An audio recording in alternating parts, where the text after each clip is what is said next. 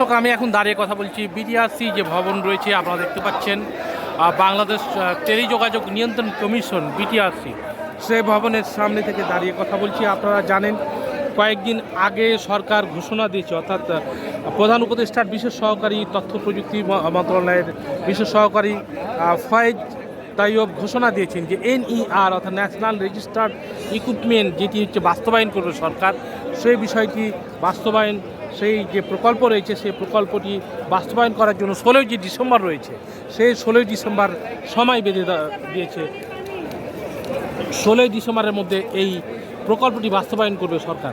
এর মধ্যে মোবাইল ব্যবসায়ী এবং হচ্ছে খুচরা যারা মোবাইল ব্যবসায়ী রয়েছে প্রায় 20,000 যে মোবাইল ব্যবসায়ী রয়েছে সারা বাংলাদেশে, তারা বলছেন যে এনইআর বাস্তবায়ন করলে বাংলাদেশে যারা প্রায় 20,000 যে ব্যবসায়ী রয়েছে এরা ক্ষতিগ্রস্ত হবে। পাশাপাশি প্রায় সরকার যে প্রায় 9টি প্রতিষ্ঠানকে অর্থাৎ 9টি কোম্পানিকে যে মোবাইল এক্সপোর্ট এবং ইম্পোর্টের যে সুযোগ সুবিধা দিয়েছে তারাই মূলত এই মোবাইলের ব্যবসায় মূলত এই সিন্ডিকেটটা তারা নিয়ন্ত্রণ করবে বলে তারা দাবি করেছেন। তারা অবিলম্বে দাবি করেছেন যে এনইআর যে প্রকল্প রয়েছে এই প্রকল্প তারা দ্রুত এই সংস্কারের দাবি জানিয়েছেন এবং এটি কেউ বলছেন যে এটি বাতিল করারও তারা বলেছেন।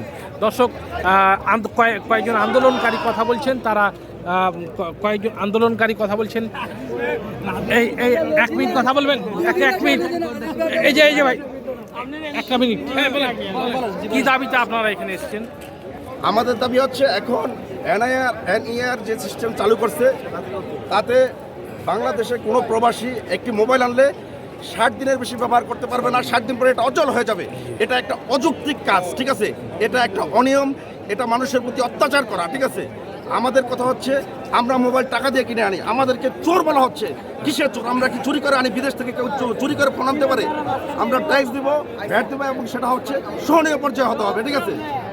এবং আমরা সবাই প্রতিযোগিতামূলক উন্মুক্ত ব্যবসা করতে চাই, এটাই আমাদের দাবি। সরকার বলছে যে আপনারা হচ্ছে চোরাই লাকেজের সঙ্গে জড়িত, এই যে ফয়েজ আহমেদ তৈয়ব অভিযোগ করছে, তো সেটা কি আপনারা কি সুযোগ চাচ্ছেন ব্যবসার? আমরা ব্যবসা করার সুযোগ চাচ্ছি, ঠিক আছে? চোরাই বলে এটা আরেকটা সিন্ডিকেটের মাধ্যমে ওরা ব্যক্তিগত সুবিধা নিয়ে আমাদেরকে প্রতিপন্ন করছে, ঠিক আছে? আমরা কেউ চোরাই ব্যবসা করি না, ঠিক আছে? চোরাই বলে আমাদেরকে অপমান করা হচ্ছে, আমরা এর তীব্র প্রতিবাদ জানাই। সারা বাংলাদেশে কত ব্যবসায়ী রয়েছে? সারা বাংলাদেশে 25 লক্ষ লোক এই ব্যবসার সাথে জড়িত। অ্যাটলিস্ট প্রায় 20 লক্ষ পরিবারের 1 কোটি মানুষ আমাদের রুজি রোজগার এই ব্যবসার উপরে, ঠিক আছে? অতএব এই ব্যবসা যদি বন্ধ হয় সারা বাংলাদেশে লাগাতার আন্দোলন চলবে এবং আমরা দাবি আদায় না করে কোনো ধরনের মাঠ ছাড়ব না, ইনশাআল্লাহ।